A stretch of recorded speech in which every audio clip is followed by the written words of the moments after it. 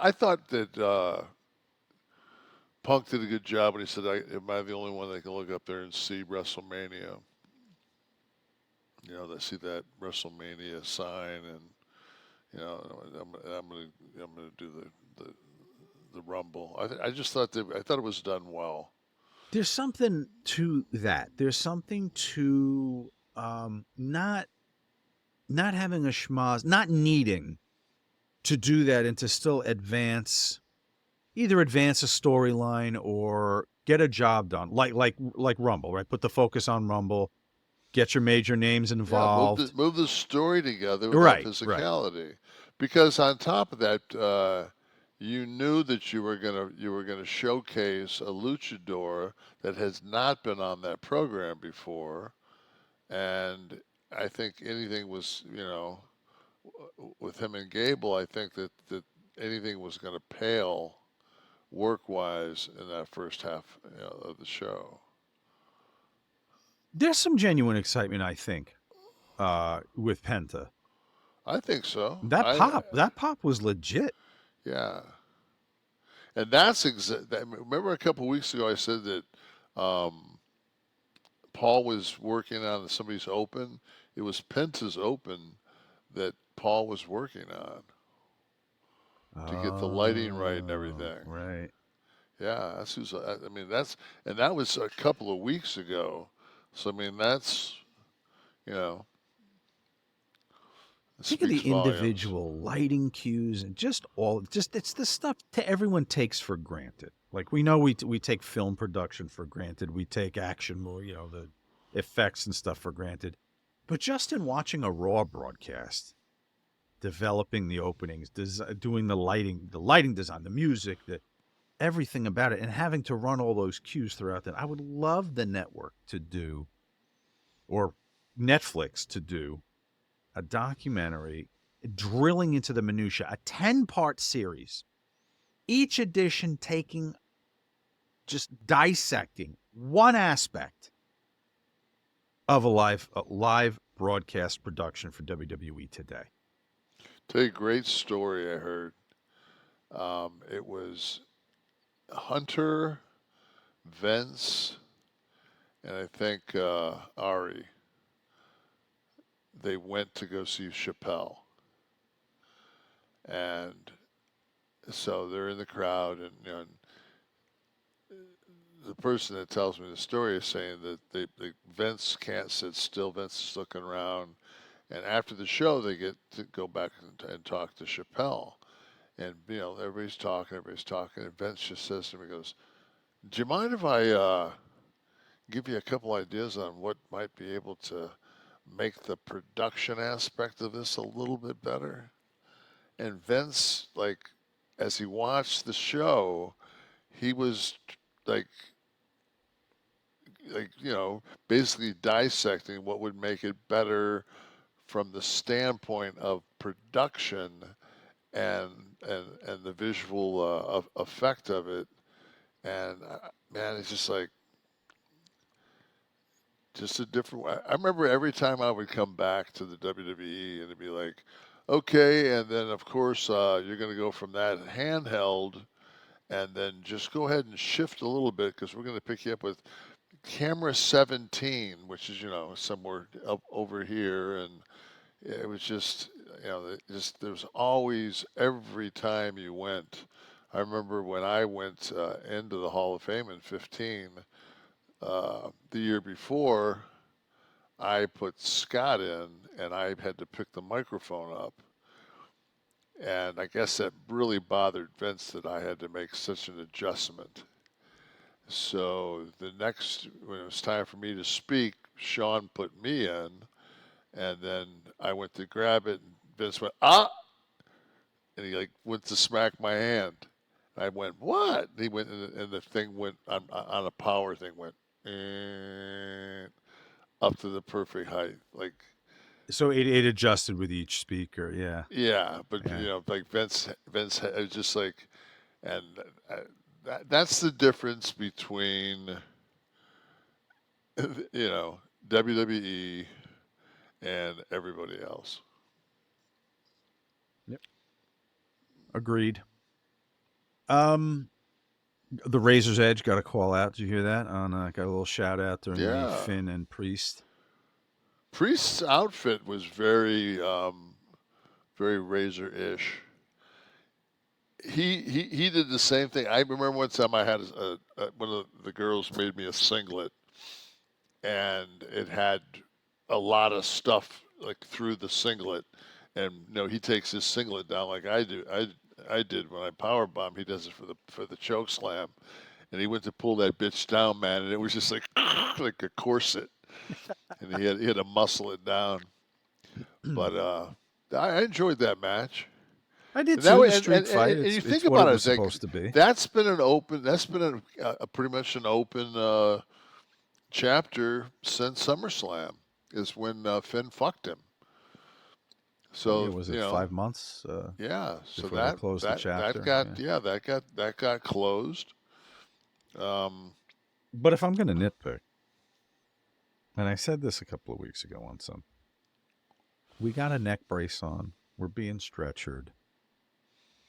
A few minutes after that, you should not be diving off the top to the outside through a table. And let's say you do it. Let's say you are intoxicated with adrenaline and you're able to, with your broken neck or your sprained neck, dive off and go through a table. The back was sold by Finn, but what about the neck? You were just on a stretcher. Well, my I'm whole still invested thing in is the neck part of this. my whole thing is when you like the whole thing about having your cervicals fused is usually if you've got like a bad C3, C4, and they fuse those, then usually the one on top of it, the one below it, are the next ones to go. Because so when you put that collar on and you do anything, that fucking collar is up on your C1 Atlas. It's up where that's paralyzing. If that was to fucking in any form or fashion catch that, I mean, I just thought from a danger standpoint, I was just like, wow, I wouldn't want anything around my fucking neck. I don't know. Maybe acting class are just something where that the story, committing to the decisions you make as a performer, stay consistent. I don't know. It still irks me. It shouldn't. It's entertainment. It's wrestling. See, what always comes down to when you analytically pick it apart, then you go back to, okay, then when somebody gets sent off the ropes and they get pushed and sent off the ropes, they would hook the ropes and not come off. Right? Yeah. Every time. There would be I remember people would blind you. Or as they say now on NXT, rake your face. Rake your face. They would rake your face, and I'm gonna try that with beef tallow. It sounds like something I should do for my skin. yeah, I'm gonna rake my face rake tonight. your face with beef.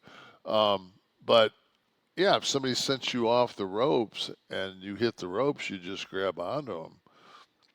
And then just scoot underneath, right? Wouldn't you do it every time? Is what you're every saying. time? Why would you never? Why would you not do that ever? I mean, you would. It's because you're at a disadvantage because the other person has motored your body to such a degree that he's thrown you off the ropes. Could you imagine if it was a shoot, how hard it would be to get somebody to come off the ropes? You're 6'10", 280, whatever. You couldn't throw. Shit, I was 325 back then. No, I'm saying even now, like you couldn't Oh, I could with the it. thinnest, slightest. You couldn't whip Tamra to the ropes where she would bounce back off. I don't think. Well, and not only that though, if you did, with the force that you would do it with, the person would hit them and just face bump. or go through them. I mean, it's like the whole just to run that. You would when my run was over and you would do indies and they would always when this is back when they still had Polaroids and people would want to do Polaroids and the promoter would always say let's do them in the ring and I'd be like oh fuck no let's not do them in the ring and the guy and I would sit there and argue with the promoter of this indie thing. I'm like dude, have you ever fucking seen like a person get into the ring that has never been in the ring? I said, I said, if you just put a line of people, I said we can do 200. If 11 you minutes each. each, but no, it's like fuck, man. Then you add that to the stairs. And they got to go from That's the what I mean. stairs around the pole onto the apron. They got to figure out how to go under, over. It's like, come on, man. Yeah. Um. So outside of that, I did enjoy the match. Street any match with a stip is always a little fun. I think I really enjoyed. We were both talking about Jax. Yeah. Very Like, interesting duality to what? her. Yeah, beautiful, beautiful fucking woman. Right. You can't go 100% monster because you look No, at her because face and she's stunning. beautiful, man. Yeah. She's absolutely a stunning woman. And But she looks like she could bend rebar around her yeah, neck. no, So she's like like she's it's an and interesting balance. then I you like it. have Rhea who it depends like Rhea's got like 1,000 she's one of those people that every week she looks different. Like she had her smile was bigger, but man, when she fucking throws that leg up on that, she gets in the ring like Barry Windham Mm, when Barry Windham was in his prime. Like Barry Windham used to get in the ring and like it was like a panther. That's how she looks, man. She's just very cat like. yeah. Yeah, she's a to me she's so special because one of the I've never seen a female sell like she does. Interesting point. I've just never seen a female sell as like she does. Just Yeah.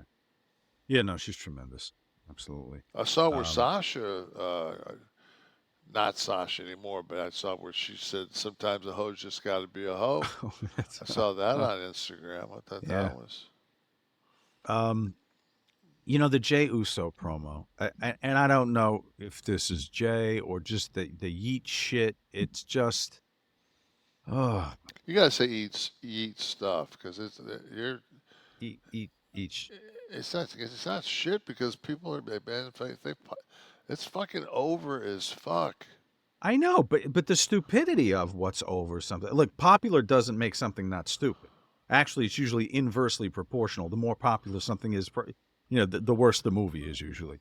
But it makes it insufferable to sit through his promo. I want to see where he's going. He's got to pause every 4 seconds. I remember the watch shit. Like I know, I get it, but I don't know why this is far less engaging, entertaining, amusing, anything. The Watt stuff had a touch of comedy to it. Oh god, that was horrible. Yeah, but this is worse. The promo is I'll insufferable. disagree because Hmm. I haven't been out for I'm sure that the yeet wasn't every time you spoke. Monday it was. Every time he spoke. I'm just saying though, when you go back and forth with Jay, it's not the crowd doesn't before you can talk yell that. Whereas the Watt was just Was just was constant. constant. And if you talk like I do, like slow as fuck and what, and they would never give you the out that you wanted. Mm. The out was always going to be, yeah, a deaf man blew me last night. What? A deaf man blew me last night. What exactly? Mm-hmm. Like, fuck you. Like, it's not that smart. Well, it's all in all, what would you give? What would you grade the broadcast? It went by fast to me. I'll give it a 7.5. 7.5. Yeah.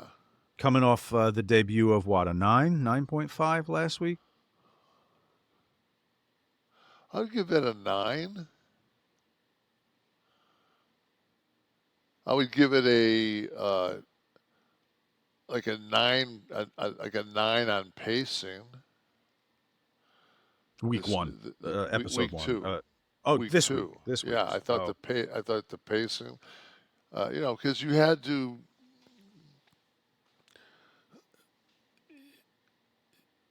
had to just have the moments that you were going to have because it was huge. I'll say that for a show that didn't have some of the big names on it, there were the priest match, the street fight, and then having Penta come out. So they had enough to make it work. I thought the in-ring action was pretty good. Um, and until you get to Rumble, you're limited on what you can do. When you get close, you get those go homes, and you get close to, you can't do too much to shake up what you got planned at the pay per view. So you get I like to go through segment. the promo. Yeah, I like him. I mean, he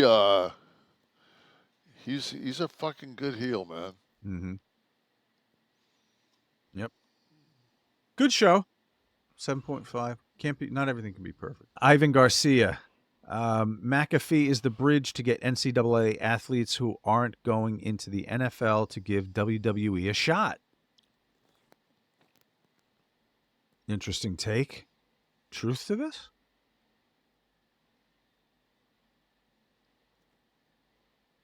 I don't see the You haven't heard it. correlation. Well, that he could lure, I You would don't want to say legitimate athletes, people in the legitimate so contest sports world. no, it's 18-year-old kid. We're not going to. WWE is not going to take an 18-year-old kid and put him in the performance center. Okay. Ain't going to happen. Very good. They'll take you now.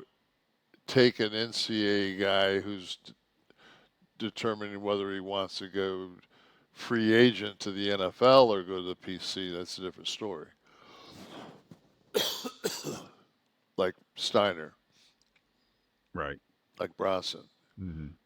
Do you want to make the practice squad for the Ravens or be the IC champ? What else we got? What do we got? Ivan Garcia, did Dave Chappelle ever respond to Vince McMahon's curiosity and suggestions about production? I don't know. I just heard the story 2 days Oh, ago. okay. I would like to know what his reply was. And Tyler Blair, wrap us up. Any more good Pillman stories? Do you think he could have been a permanent main event presence had the car accident never happened? How would he have fit in with that roster?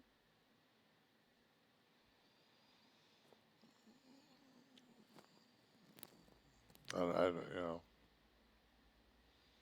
who knows with anything. I think that he was undersized, Mm-hmm. and he was. I mean, that was just still that era of, you know, Eddie Guerrero is probably one of the greatest workers of all time. Eddie was just undersized, and Eddie looked 275 on TV, as long as you didn't put him next to a 9 foot tall guy.